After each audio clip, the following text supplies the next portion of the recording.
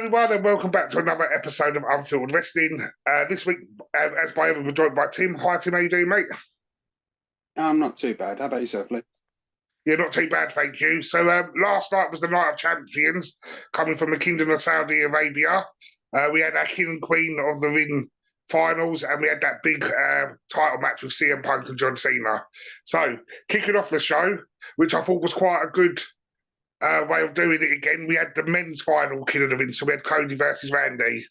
What did you think of the match? It was a really strange match. I mean, I thought it was a good match, but you could see that Randy was getting the bigger pops throughout it. And that probably led to Cody playing the heel role very easily.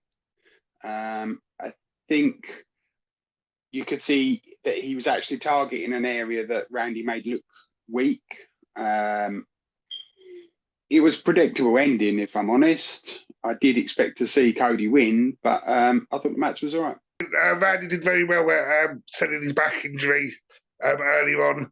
As of the moment, there's been no actual statement from WWE, so some people are wondering, is it a shoot injury or is it an actual injury?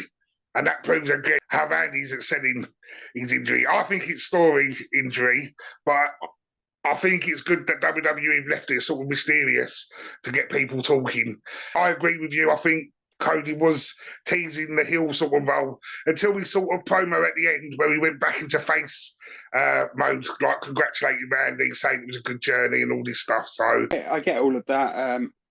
I think it's important to realise that while Cody was doing heel moves, like going in for the bad bits, Orton then switched it up at one point, and he became the heel, and the crowd picked up on that very quickly. It's worth mentioning, at times the crowd were electric. They were fantastic. And they cheered Randy at the start, and when Cody was throwing punches at points, they were booing him. But when Randy went for a punt kick and removed the turnbuckle, they started cheering Cody again. They were a very intelligent crowd. It was a solid match. Yeah, no, I agree. It was a good way to kick off the show. And then next, we had a really weird day, the Saudi Boulevard Street Fight, which I think Wade said on a commentary, which made me chuckle. I thought the match was really good. But this was like the opposite to the reaction that the guys got in the first match. It was almost dead silent, and I think that really hurt them. Both women went out and had an absolutely great time. Some great spots. I mean, the way Raquel hits Rhea with that kendo stick, geez, she's going to have some welts on her body for that. That's not going to be pleasant. I did like the table spots on the top rope. I thought that was a clever spot. Yeah, and it was good how they built Raquel up because she was taking it to Rhea at the start, so it didn't make Rhea look like she was the almighty powerful. It did put a bit of jeopardy, and you did think, oh, hang on a second, this ain't going sort of all his way, which I thought was a nice touch as well. It was nice not to have the returning Slim Jim table, and we just got plain tables for once, which was nice.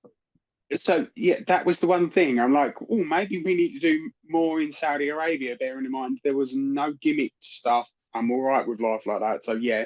But I also want to mention the package they did for that match, like the promo at the beginning, was brilliant. To blur the lines between kayfabe and real life, it was so well done for this, I think. And I think it just shows, I've always said over the years, no matter what other wrestling promotion I've watched, WWE do video packages out of this world. They are fantastic at it. And like you said, yeah, it showed with that package as well. Yeah, no, I agree totally. And another sort of obvious, Rhea did win, but obviously I think in keeping Rhea hot because we know they're going to Crown Jewel in Australia in Perth in October. That was sort of shown on the show as well. So I think obviously Rhea being the lady from Australia, she's going to stay hot until Crown Jewel, and hopefully she'll get a big match. Well, this brings me to the problem I have with the Raw Women's Champion, is it's kind of disappeared. I think it needs elevating again. And do you think Rhea's going to be the person that they're going to do that with?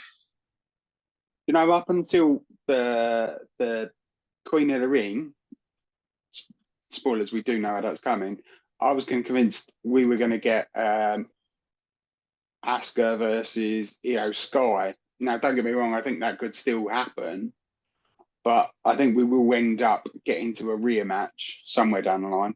And that led into the Sammy Karrion Kross match. I thought this was quite a decent match. I really enjoyed this match. I was thoroughly entertained. I've seen a lot of things online on why Karrion isn't getting the kind of push. Strange thing is, somebody said he doesn't like taking back bumps. So I counted the amount he took, and he took something like 4 inside 2 minutes. So I thought, well, it's not that he doesn't like taking them. He's taken them quite happily. I like the fact that Karrion dominated the match and Sammy came through as the plucky underdog. Only little critique I've got, and I think when we got on to the end of the night, this is probably why, they didn't play too much into the Sammy sort of... Karrion was meant to be like Sammy's devil on his back, sort of making him conflict, but Sammy was very face in this match, the way he come out at the start with the headdress of Saudi Arabia. We know obviously Sammy's history with Saudi Arabia from when it originally went to Saudi, being his heritage, and then sort of at the end, the way he celebrated and stuff like that, like you said, he was the underdog throughout and prevailed through.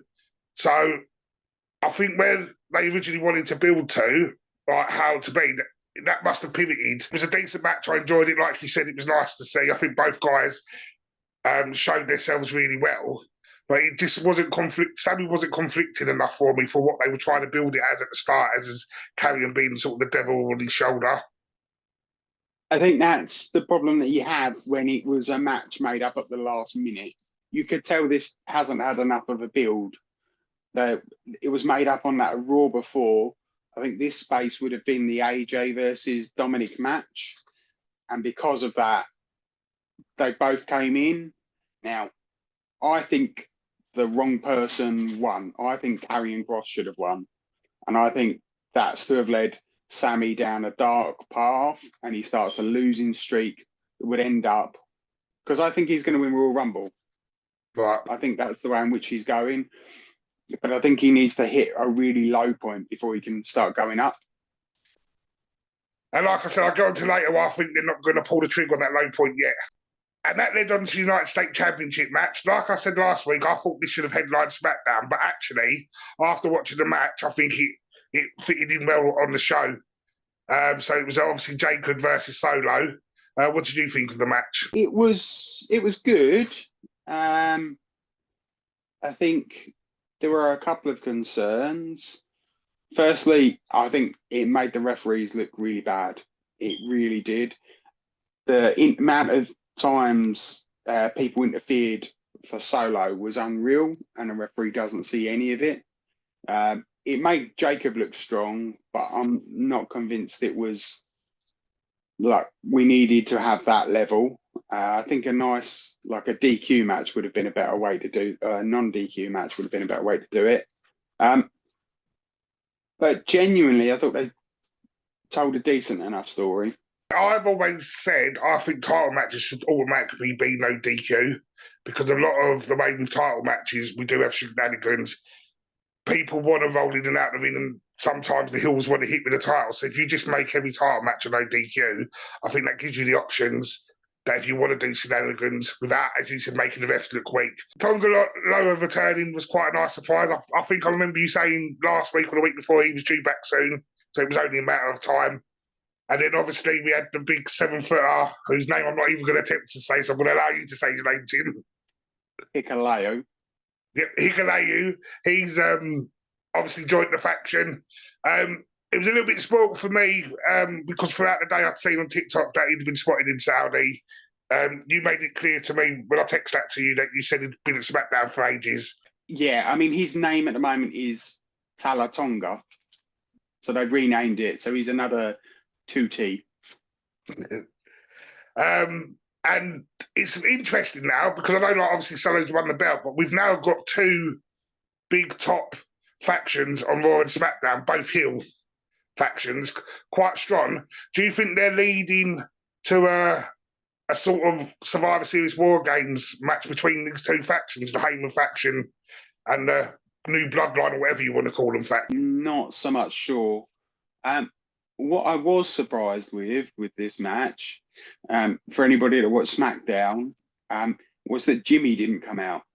And there's been an interaction between Jacob and Jimmy over the last couple of weeks on SmackDown, and he didn't come out at all. And then that led into the Women's Queen of the Ring finals. So we had Jade Cargill versus Asuka. Again, obviously, we're going to talk about the ending in a minute. But up until then, I thought it was an okay, decent match. Yeah, so firstly, kudos for Jade Cargill for embracing the whole Storm gimmick. I thought she looked great. I mean, I thought Asuka looked good as well, but Jade really carried that off. I like the visual again because it was white versus black, good versus evil. Yeah. I like that whole sort of role-play thing. We sort of saw that with Shawn Michaels' Undertaker. They really embraced that. But that sort of reminded me of seeing that visual. If you're like me and you watched the X-Men cartoon in the 90s, you could see that's what she was going with. And the match itself, what did you think? Yeah, again, it was solid enough. You can still see Jade isn't the complete full article. But I think she's holding her own. I think she does deserve a shot. It's just the ending that's the problem. Those that don't know, it looked like when Jade went for a pin, she sort of overfell on the second count, then lifted Asuka's shoulders, but the ref still counted the 3.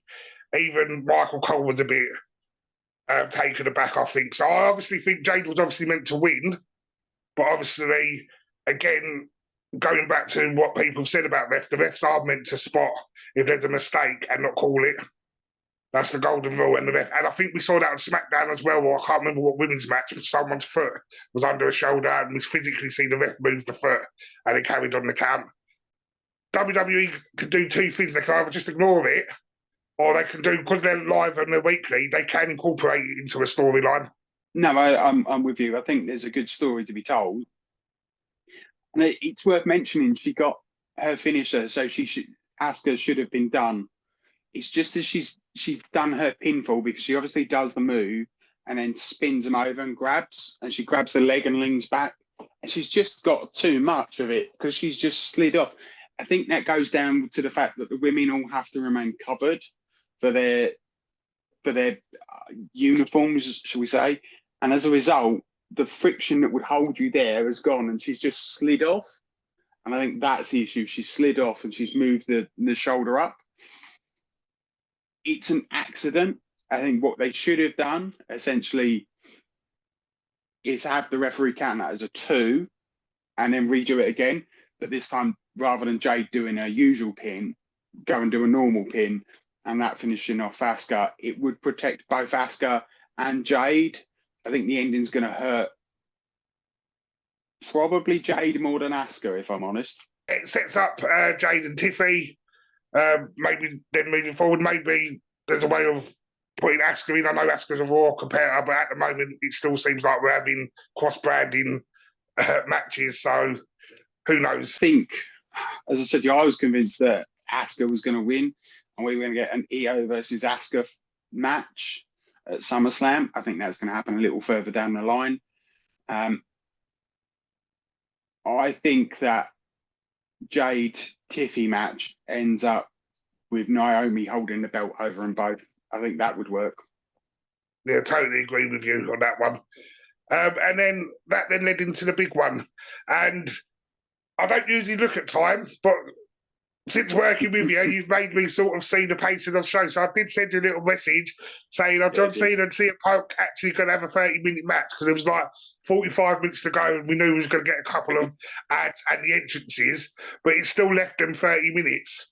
And it looked like they were going to. And then obviously we got all the shenanigans. They took it up to like 9:01. They were right on it. I like this match as an entertainment. I don't know what you think of the shenanigans. We'll get your opinion in a minute. But I also felt a bit sad watching the match. We knew it was going to be slow-paced, but we had Punk and Cena trying to fitting the golden oldies and their movesets that they're famous for. But it was a very slow pace. Like Punk's running knee wasn't a running knee; it was more of a walking knee from one end of the ring to the other, which made me feel a little bit sad because obviously these were guys that, after the Attitude Era, these were the two that I was tuning into Raw and SmackDown for every week. And I think the kid in me wanted to sort of see that again. But obviously, Father Time waits for no man. And it sort of told in that first half of the match. Now, for the second half, as someone who's just a casual fan and watching it for the entertainment, I loved the shenanigans. I thought it was intriguing. I thought it was great. I knew Seth was coming because I texted you earlier and said I think Seth was coming. Also, honestly, I was convinced Roman was coming at some point because I'd mentioned that to you via WhatsApp when we were talking. But yeah, I think for me, from the entertainment side, I think that was a great match. I'm going to say something really weird. That was probably John Cena's best match since he came back. Yeah. Whether that's because Punk brought it out of him or he decided, I think the slow pacing worked better for them both. I agree, it worked for them because of where they're at in their careers. It was just a bit shame to see because if we rewind time and look at what they had together in the ring, they were magical together then. For where they're at, it was magical, but it was a little bit sad.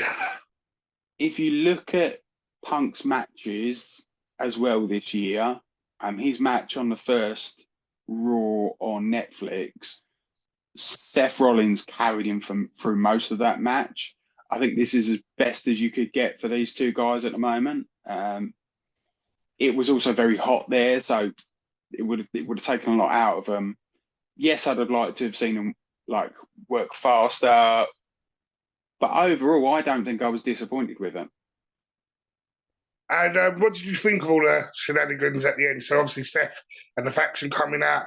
Your man Penta made an appearance. Sammy coming to the rescue.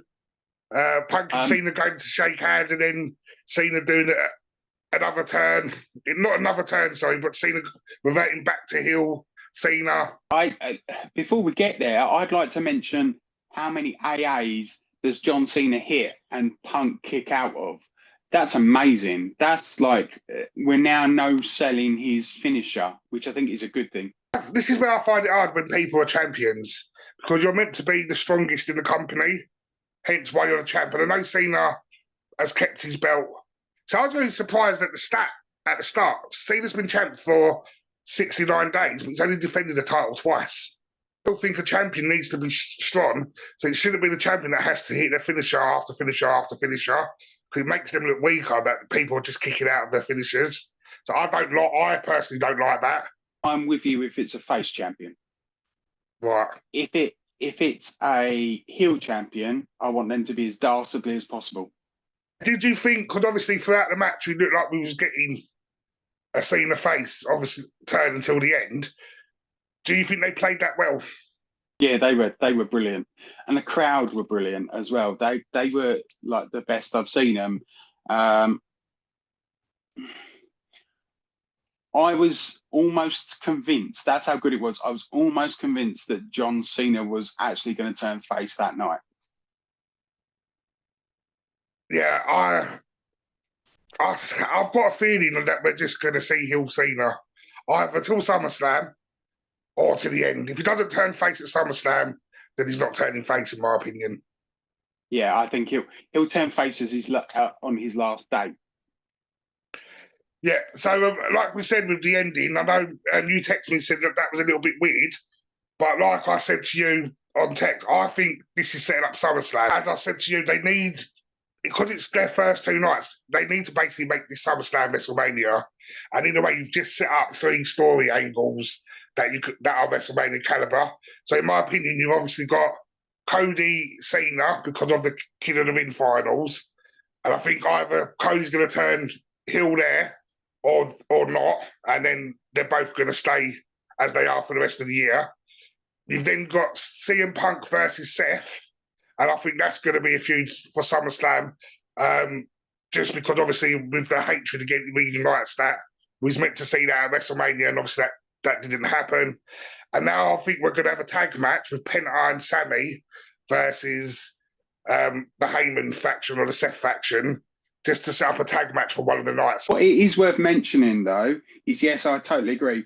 That Seth CM Punk match has to be a stipulation match, and it's got to be one of the more extreme stipulation matches. So whether we go Hell in a Cell, whether we go like, I suppose a last man standing match, but I'd probably go Hell in a Cell. Like, make it so that no one else can get in. Let's see what they can do with each other. And I also think they could have put like the money on the bank briefcase on the line, so that it gives it a bit of jeopardy, and it gives like Punk something to work towards, that maybe he could get another way to get back at the title. Because in a way, that was advertised as a last time ever with Punk and Cena.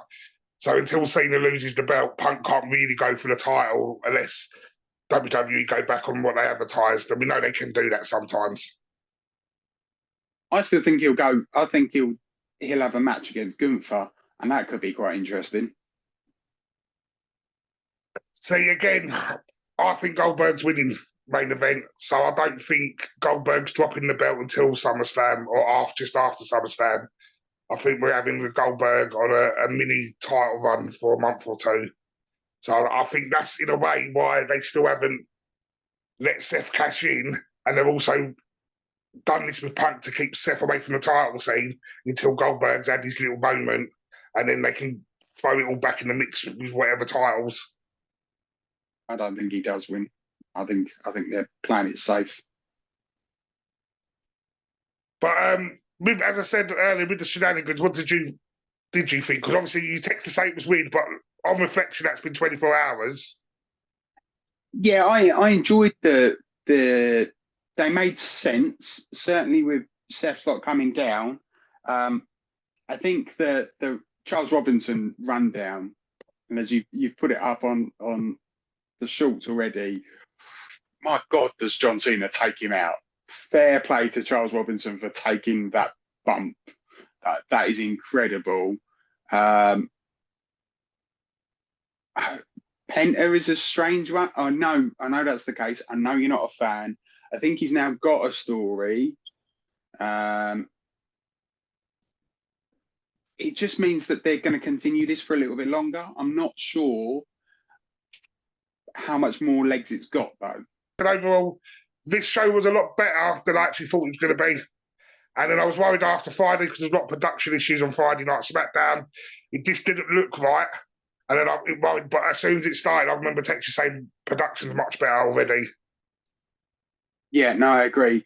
And as we are talking about Friday, it is also worth mentioning that other than the production issues, the matches were pretty good as well, especially the women's US title match. I was surprised that Julia won that one, but I'm glad for her. The women's last woman standing match was good.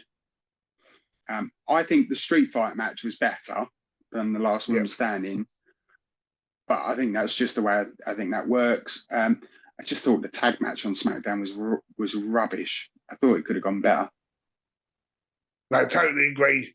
Well, that was our review of Night of Champions. Tim, as by ever, we need Tim's top talent of the week. So who are you going for this week? I'm going to break the cycle this week. I'm going to go with... Oh, it's a tough one this week. It really is. I'm going to go with Solo Sikoa. Nice. And Cena obviously didn't get his hat-trick. I'm actually going to throw an honourable mention. I'm going Charles Robinson for taking that. Yes. Yeah, great shout. Absolutely great shout. Well, Tim, thank you so much for joining us. There will be no question this week because of, obviously, as you guys know, this is a hobby and life gets in the way sometimes. But Tim, we look forward to your raw ramblings and have a good week, mate. And you too, mate. I'll speak to you later.